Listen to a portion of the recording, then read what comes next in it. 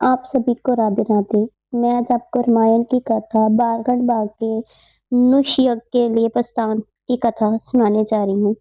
ऋषि विश्वामित्र जी ने बताया, हे राम, जनक मिथिलापुरी जी के राजा की उपाधि है कि जो चिरकाल से चली आ रही है। दूसरे दिन राम जी और लक्ष्मण जी अपने नित्य कर्मों और संध्योवंदी आदि से निर्वित हुए। प्रणाम करने के उद्देश्य से गुरु विश्वामित्र जी के पास पहुंचे। वहां उपस्थिति आश्रमवासी तपस्वियों से राम और लक्ष्मण जी को ज्ञात हुआ कि मिथिला में राजा जनक ने धनुष यज्ञ का आयोजन किया है। उस धनुष यज्ञ में देश देशांतर के राजा लोग भाग लेने के लिए आ रहे हैं। रामचंद्र जी ने गुरु विश्वामित्र जी से पूछा, गुरुदेव, इस धनुष की क्या विशेषता है और इस यज्ञ का आयोजन का क्या उद्देश्य है? ऋषि विश्वामित्र जी ने बताया, हे राम, जनक मिथिलापुरी के राजाओं की उपाधि है जो चिरकाल से चली आ रही है। प्राचीन काल में किसी समय देवरातक नामक परम पुरुष ने बड़ी निष्ठा और श्रद्धा के साथ यज्ञ किया था, जिसमें उनसे देवताओं को भी मंत्रित किया था। देवताओं ने देवरात के इस यज्ञ से प्रसन्न होकर उसे पिनाक नाम का धनुष प्रदान किया था। ये धनुष अत्यंत सुंदर, भव्य और गरिमा है, और साथ ही साथ ये बहुत भारी और शक्तिशाली भी है। बड़े बड़े बलवान, परकर्मी और रणकुशल योद्धा तथा शूरवीर इस पर पतंगा चढ़ाना तो दूर, इससे उठा भी नहीं सकते। अपनी एकमात्र रूपवती कन्या सीता जी के स्वयंवर के लिए मिथिला नरेश जी ने प्रतिज्ञा की है कि जो भी पराक्रमी वीर राजकुमार या राजा इस धनुष पर पतंगा चढ़ा देगा, उसके साथ वे अपनी कन्या का विवाह कर देंगे। अनेक देशों के राजा राजकुमार भारी संख्या में इस यज्ञ में भाग लेने के लिए मिथिलापुरी पहुंच रहे हैं। हम लोगों की भी इच्छा इस यज्ञ को देखने की है। तुम भी हमारे साथ मिथिलापुरी चलो, उससे देखकर तुम लोगों को भी प्रसन्नता होगी। महर्षि जी के आदेश अनुसार राम जी और लक्ष्मण जी भी विश्वामित्र जी तथा अन्य ऋषि मुनियों के साथ मिथिलापुरी की ओर प्रस्थान किया। मार्ग में अनेक प्रकार के दृश्यों का अवलोकन करते हुए आध्यात्मिक चर्चा भी करते जाते थे। इस प्रकार के वे सोन नदी के तट पर पहुंचे। विश्वामित्र जी सहित सभी ऋषि मुनियों राजकुमारों ने सरिता के शीतल जल में स्नान किया। इसके बाद संध्या पासना आदि से निर्वित होकर धार्मिक ग्रंथों की चर्चा में व्यस्त हो गए। रात्रि अधिक हो जाने के कारण गुरु की आज्ञा से सभी ने वही रात्रि व्यतीत की। नित्य कर्मों तथा संध्या वनादि से निर्वित होने के बाद ये मंडली आगे की ओर बढ़ी। वे परम पावन गंगा नदी जी के तट पर पहुंचे। उस समय मध्याह्न होने के कारण भगवान हंसकर आकाश के माध्यम से पहुंच चुके थे और गंगा का दृश्य अति मनोहरम दिखाई दे रहा था। अटकेलियां करती हुई लहरों में सूरज के अनेकों प्रतिबिंबन दिखाई दे रहे थे। जल में कौतुकमयी मछलियां क्रीड़ा करी थी और नभ में सास हंस जैसे पंछी अपनी मीठी बोली से बोल रहे थे। दूर दूर तक सुनहरे रेत के कण बिखरे पड़े थे। तटवर्ती वृक्षों की अनुपमा शोभा दृष्टिगत हो रही थी और राम जी इस दृश्य को देखकर बहुत खुश हो रहे थे। उन्हें देखकर विश्वामित्र जी ने पूछा, वत्स्य, इतना भाव विभोग होकर तुम क्या देख रहे हो? बहती लहरों में सूरज के अनेकों प्रतिबिंब दिखाई दे रहे थे। जल में कौतुकमयी मछलियां क्रीड़ा कर रही थी। नभ में साहस हंस जैसे पंछी अपनी मीठी बोली से बोल रहे थे।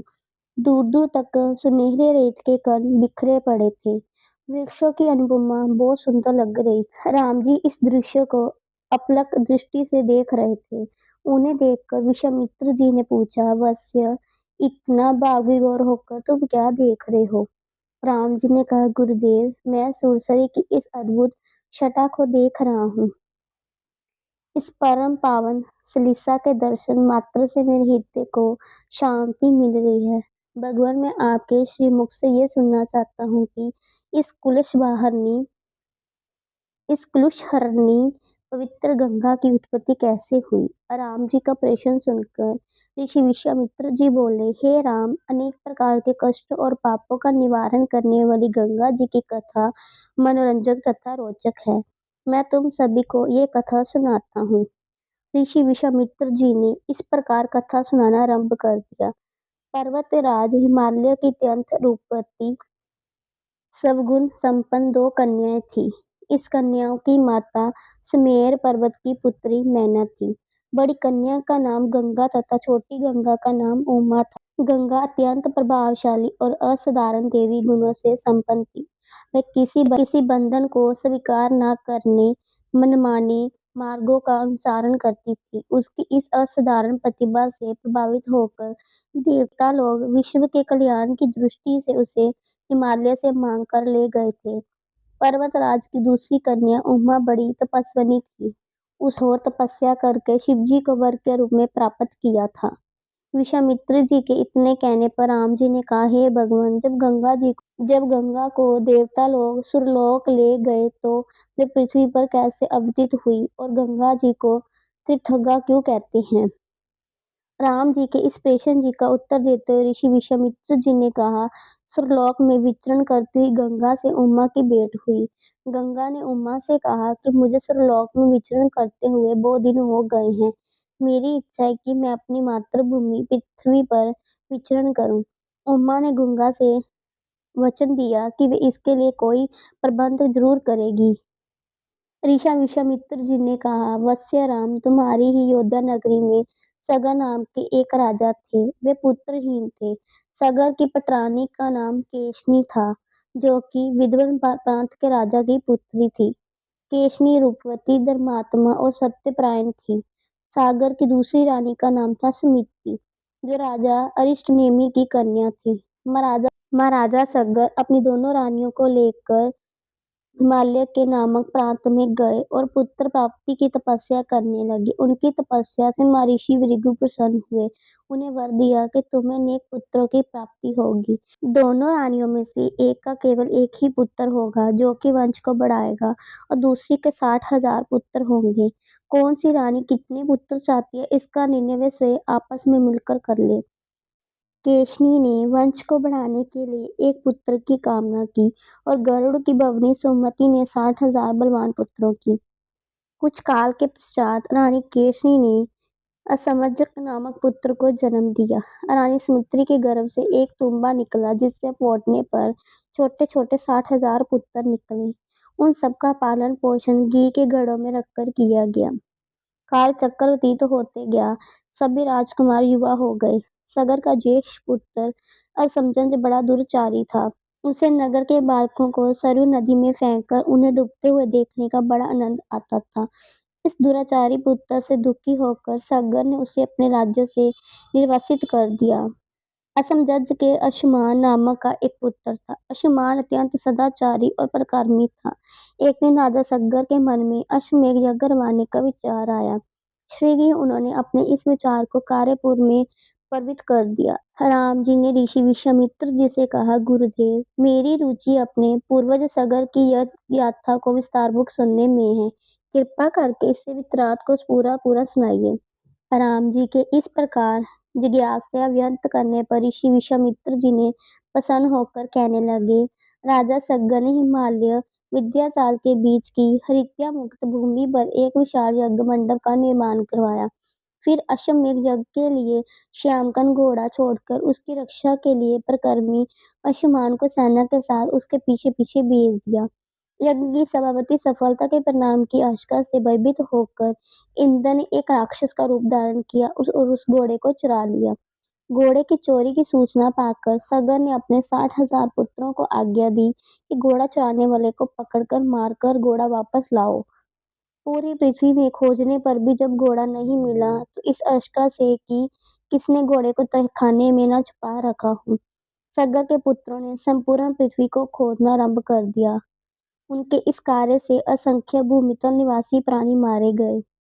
खोदते खोदते वे पाताल तक जा पहुंचे। उनके इस कृत्य के विषय में देवताओं ने ब्रह्मा जी को बताया, तो ब्रह्मा जी ने कहा कि हे राजकुमार, क्रोध मन से अंधे होकर ऐसा कर रहे हैं। पृथ्वी की रक्षा कर दैत्य कपिल ऋषि जी पर है, इसलिए वे इस विषय में अवश्य ही कुछ ना कुछ करेंगे। पूरी पृथ्वी को खोदने के बाद भी जब घोड़ा और उसको चराने वाला चोर नहीं मिला, तो निराश होकर राजकुमारों ने इसकी सूचना अपने पिता को दे दी। क्रुद्ध सगर ने आदेश दिया कि घोड़े को पाताल में जाकर ढूंढो। पाताल में घोड़े को खोजते खोजते वे संतान वसुदेव कपिल के आश्रम में जा पहुंचे। उन्होंने देखा कि कपिल देव तपस्या में लीन है। उन्होंने उन्हीं के पास का ये घोड़ा बंधा हुआ देखा। उन्होंने कपिल मुनि को घोड़े का चोर समझकर उनके लिए अनेक दुर्वचन कहे, उन्हें मारने के लिए दौड़े। सगर के इन कृत्यों से कपिल मुनि की समाधि भंग हो गई। उन्होंने क्रुद्ध होकर सगर के उन सब पुत्रों को भस्म कर दिया। ऋषि विश्वामित्र जी ने आगे कहा, बहुत दिनों तक अपने पुत्रों की सूचना नहीं मिलने पर महाराज सगर ने अपनी तेजस्वी पौत्र अंशुमान को अपने पुत्रों तथा घोड़ों का पता लगाने के लिए आदेश दिया। वीर अंशुमान शस्त्रों से सुसज्जित होकर अपने चचाओं के द्वारा बनाए गए मार्ग से पाताल की ओर चल पड़ा। मार्ग में मिलने वाले पूजनीय ऋषि मुनियों का यशोचित स्मरण करके अपने लक्ष्य के विषय में पूछता हुआ उस स्थान तक पहुंच गया जहां पर उसके चचाओं के भस्मीभूत शरीरों की राख पड़ी थी। पास ही यज्ञ का घोड़ा चल रहा था।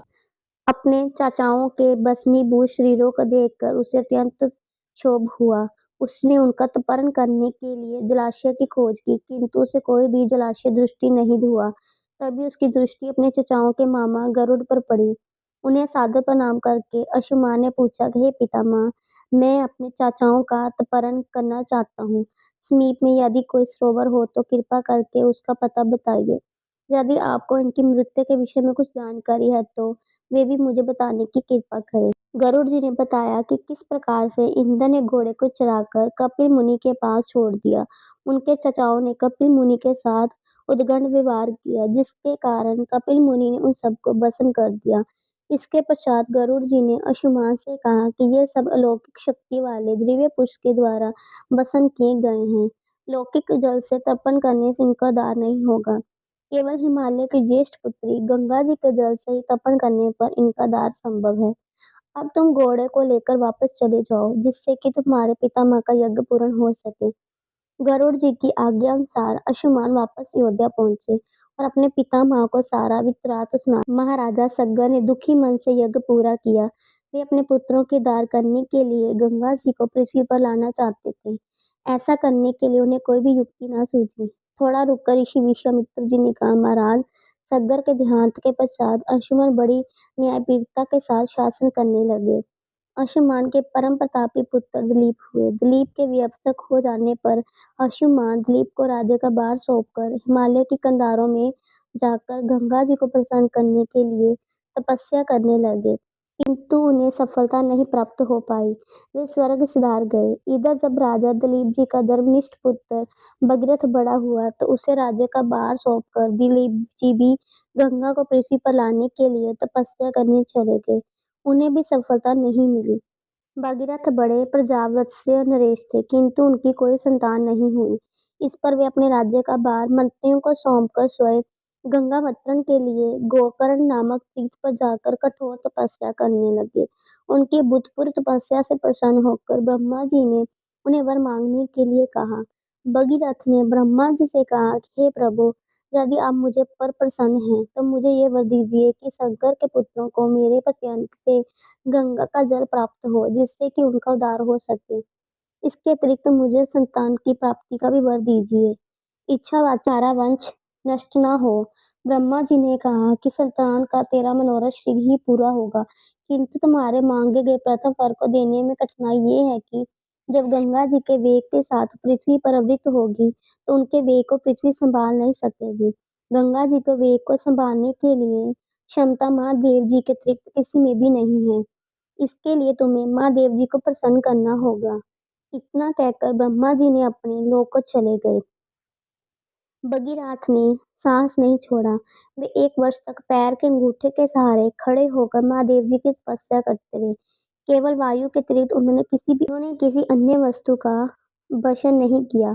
अंत में इस महान शक्ति से प्रसन्न होकर महादेव जी ने भगीरथ को दर्शन देकर कहा, भगत श्रेष्ठ, हम तेरी मनोकामना पूरी करने के लिए गंगा जी को अपने मस्तक पर धारण करेंगे। इसकी सूचना पाकर विवश होकर गंगा जी को सुरलोक का परित्याग करना पड़ा। उस समय वे सुरलोक से कहीं जाना नहीं चाहती थी, इसलिए वे ये विचार करके मैं अपने प्रचंड वेग से शिव जी को बहाकर पाताल लोक ले जाऊंगी, वे भयंकर वेग से शिव जी के सिर पर अवृत हुई। गंगा जी का ये हिंकार महादेव जी से छुपा न रहा। महादेव जी ने गंगा जी को वेगवती धाराओं को अपने जटाजूट में उलझाल लिया। गंगा जी के अपने समस्त प्रयत्नों के बाद भी महादेव जी की जटाओं से बाहर न निकल सकी। गंगा जी को इस प्रकार शिव जी की जटाओं में विलीन होते देखकर भगीरथ ने फिर शंकर जी की तपस्या की। भगीरथ के इस तपस्या से प्रसन्न होकर भगवान शंकर जी ने गंगा जी को हिमालय पर्वत पर स्थित बिंदुसर में छोड़ा। छूटते ही गंगा जी की 7 धाराओं में बट गई। गंगा जी की 3 धाराएं हादनी, पावनी और नलिनी पूर्व की ओर प्रवाहित हुई। सुचक्षु, सीता और सिंधु नाम की 3 धाराएं पश्चिम की ओर बही और 7वीं धारा महाराज भगीरथ के पीछे पीछे चली। जिधर जिधर भगीरथ जाते थे उधर ही गंगा जी। स्थान स्थान पर देव, यक्ष, किन्नर, ऋषि मुनि आदि उनके स्वागत के लिए एकत्रित हो रहे थे। जो भी उस जल का स्पर्श करता बाब बंधाओं से मुक्त हो जाता। चलते चलते गंगा जी के उस स्थान पर पहुंची जहाँ ऋषि जुहू यज्ञ कर रहे थे। गंगा जी के अपने वेग से उनके यशयालों को संपूर्ण सामग्री के साथ भागकर ले जाने लगी। इससे ऋषि जी को बहुत क्रोध आया और उन्होंने क्रुद्ध होकर गंगा का सारा जल पी लिया। ये देखकर समस्त ऋषि मुनियों को बड़ा विस्मय हुआ। वे गंगा जी को मुक्त करने के लिए उनकी स्तुति करने लगे। उनकी स्तुति से प्रसन्न होकर जह ऋषि जी ने गंगा जी को अपने कानों से निकाल दिया और उन्हें अपनी पुत्री के रूप में स्वीकार कर लिया। तब से गंगा जावनी कहलाने लगी। इस पश्चात वे भगीरथ के पीछे चलते चलते समुद्र तक पहुंच गए और वहां से सागर के पुत्रों का दार करने के लिए रसातल में चली गई। उनके जल के स्पर्श से भस्मीभूत हुए सागर के पुत्र निष्पाप होकर स्वर्ग गए।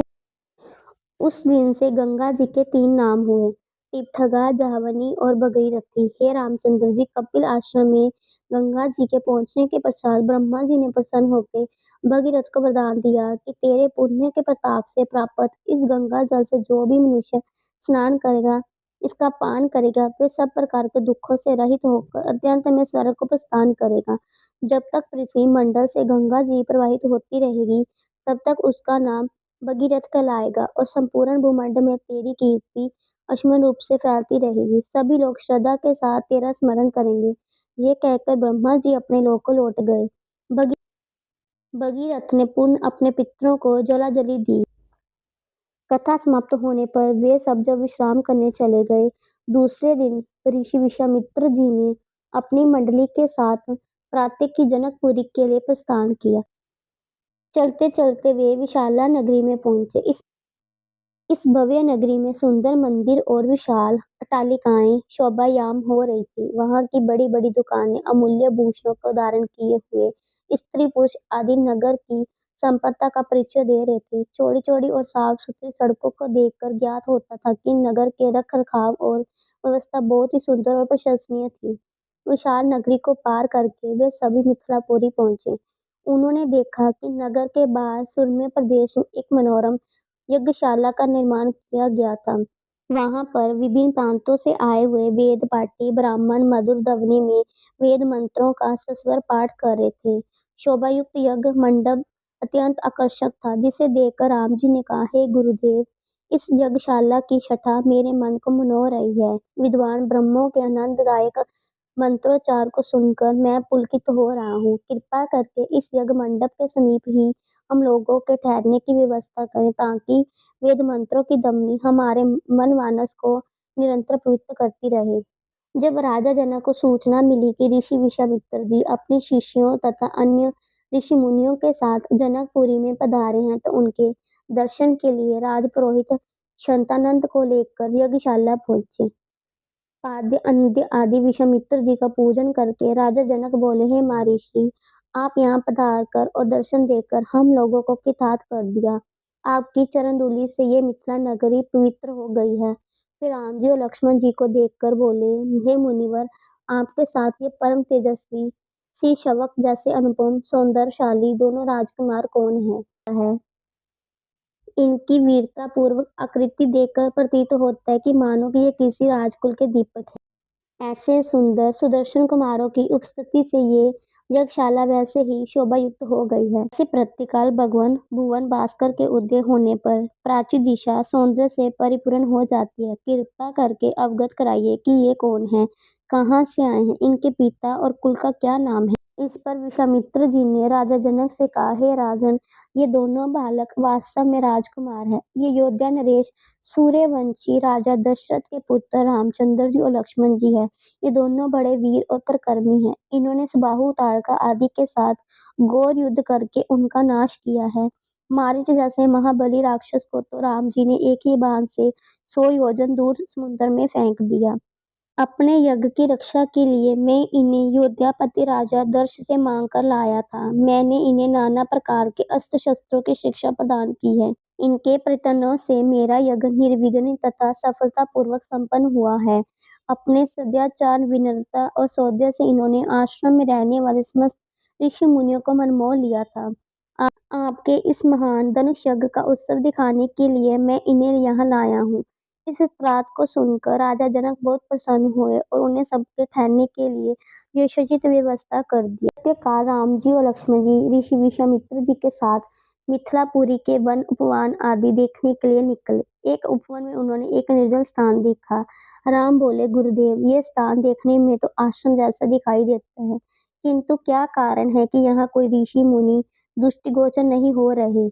इस पर विश्वामित्र जी ने कहा, यह स्थान कभी महात्मा गौतम जी का आश्रम था। वे अपनी पत्नी अहिल्या के साथ यहाँ रहकर तपस्या करते थे। एक दिन गौतम ऋषि जी की अनुपस्थिति से इंद्र ने गौतम के वेश में आकर अहिल्या से परने याचना की। अहल्या ने इंद्र को बचा लिया था, तो भी ये सोचकर कि मैं इतनी सौंदर्यशाली हूँ कि देवराज इंद्र जी के स्वयं मुझसे प्रेम याचना कर रहे हैं। अपनी समृद्धि जब इंद्र अपने लोक को लौट रहे थे, तब भी अपने आश्रम को वापस आते हुए गौतम ऋषि जी की दृष्टि इंद्र पर पड़ी। उस समय इंद्र उन्हीं को वेश धारण किए हुए थे। तत्काल वे सब कुछ समझ गए और उन्होंने इंद्र को श्राप दिया। इसके बाद उन्होंने अपनी पत्नी को भी श्राप दे दिया कि हे दुराचारनी, तुम हजारों वर्षों तक केवल हवा पीकर कष्ट उठाते हुए यहाँ राख में पड़ी रहे। जब राम इस वन में प्रवेश करेंगे, तभी उनकी कृपा से तेरा उद्धार होगा। तभी तू अपना पूर्ण शरीर धारण करके मेरे पास आ सकेगी। यह कहकर गौतम ऋषि इस आश्रम को छोड़कर हिमालय पर जाकर तपस्या करने चले गए। अत्यंत हे राम, अब तुम आश्रम के अंदर जाकर अहल्या का उद्धार करो। विश्वामित्र जी की आज्ञा पाकर वे दोनों भाई आश्रम के भीतर प्रविष्ट हुए। वहां तपस्या अहल्या कहीं दिखाई नहीं दे रही थी, केवल उसका तेज संपूर्ण वातावरण में व्यस्त हो रहा था। जब अहल्या की दृष्टि राम जी पर पड़ी तो उनके पवित्र दर्शन पाकर वे एक बार फिर सुंदर नारी के रूप में दिखाई देने लगी। नारी रूप में अहल्या का सम्मुख पाकर राम जी और लक्ष्मण जी श्रद्धा पूर्वक उनके चरण स्पर्श किए। उसके चरित्र उदार सत्कार ग्रहण करके वे मुनिराज जी के साथ मिथिलापुरी को लौट गए। राम जी से मिथिला के राजपुरोहित शतानंद जी से विशेष रूप से प्रभावित हुए। शतानंद जी से कहा, हे राम, आप बड़े सौभाग्यशाली हैं। को विश्वामित्र जी गुरु के रूप में प्राप्त हुए हैं। वे बड़े ही प्रतापी और तेजस्वी महापुरुष हैं। ब्रह्मत्व की प्राप्ति के पूर्व ऋषि विश्वामित्र जी बड़े पराक्रमी प्रजावत्सल नरेश थे। प्रजापति के पुत्र कुश, कुश के पुत्र कुशनाम और कुशनाम जी के पुत्र राजा गधि थे। ये सभी शूरवीर, पराक्रमी और धर्मपरायण थे। विश्वामित्र जी 19 गादी के पुत्र हैं। एक बार राजा विश्वामित्र जी अपनी सेना के साथ वशिष्ठ ऋषि जी के आश्रम में गए। उस समय वशिष्ठ जी ईश्वर भक्ति में लीन होकर यज्ञ कर रहे थे। विश्वामित्र जी उन्हें प्रणाम करके वहीं बैठ गए। यज्ञ क्रिया से निर्वित होने पर वशिष्ठ जी ने विश्वामित्र जी का बहुत आदर सत्कार किया। उनसे कुछ दिन आश्रम में ही रह गए। अतिथि गृह करने का अनुरोध किया। इस पर यह सोचकर कि मेरे साथ विशाल सेना है, सेना सहित मेरा आतिथ्य करने में वशिष्ठ जी को कष्ट होगा, विश्वामित्र जी ने नम्रता पूर्वक विदा होने की अनुमति मांगी। किंतु वशिष्ठ जी के अत्यंत अनुरोध करने पर थोड़े दिनों के लिए राजा विश्वामित्र जी को उनका आतिथ्य स्वीकार करने के लिए विवश होना पड़ा।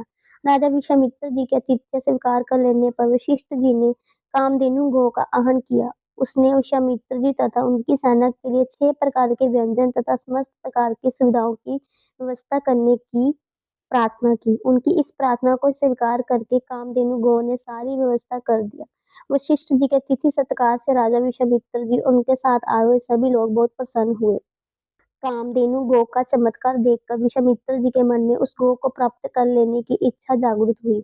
उन्होंने वशिष्ठ जी से कहा, हे ऋषि श्रेष्ठ, कामधेनु जैसी गौ तो किसी वनवासी के पास नहीं, वन राजा महाराजों के पास भी शोभा देती है। आप इसे मुझे दे दीजिए। इसके बदले में आपको शस्त्रों का संपूर्ण मुद्राएं दे सकता हूँ। इस पर वशिष्ठ जी के बोले कि हे राजन, ये गौ ही मेरा जीवन है और इसे मैं किसी भी कीमत पर किसी को नहीं दे सकता।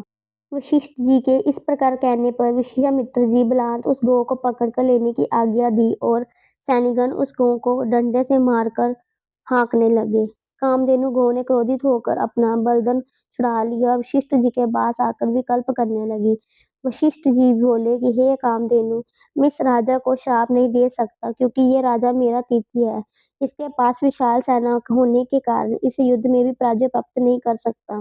मैं अत्यंत विवश हूँ। वशिष्ठ जी के इस वचनों को सुनकर कामधेनु ने कहा कि हे ब्रह्मा ऋषि, क्या एक ब्राह्मण के बल के सामने क्षत्रिय का बल कभी श्रेष्ठ हो सकता है? आप मुझे आज्ञा दीजिए कि मैं एक क्षण में इस क्षत्रिय राजा को उसकी विशाल सेना से नष्ट कर दूंगा। कोई अन्य उपाय न देखकर वशिष्ठ जी ने कामधेनु को अनुमति दे दी। आज्ञा पाते ही कामधेनु ने योग बल से सैनिकों की एक सेना उत्पन्न कर दिया और वे सेना विश्वामित्र जी की सेना के साथ युद्ध करने लगी। विश्वामित्र जी ने अपने पराक्रम में समस्त प्राण सेनाओं का विनाश कर डाला। इस पर कामधेनु ने शस्त्र, शंख, हुवन, ब्रह्मन, यमन, काम्बोज सैनिक उत्पन्न कर दिए। जब विश्वामित्र जी ने उन सैनिकों को भी वध कर डाला तो कामदेव ने मारक शस्त्रों से युक्त पराक्रमी योद्धा को उत्पन्न किया। इससे शीघ्र ही राजा विश्वामित्र जी की सेना को गाजर मूली की तरह बांटती काटना आरंभ कर दिया। अपनी सेना को नाश होते देखकर विश्वामित्र जी के 100 पुत्र कपिल हो वशिष्ठ जी को मारने दौड़े। परिणाम ये हुआ कि वशिष्ठ जी ने उनमें से एक पुत्र को छोड़कर शेष सभी को भस्म कर दिया।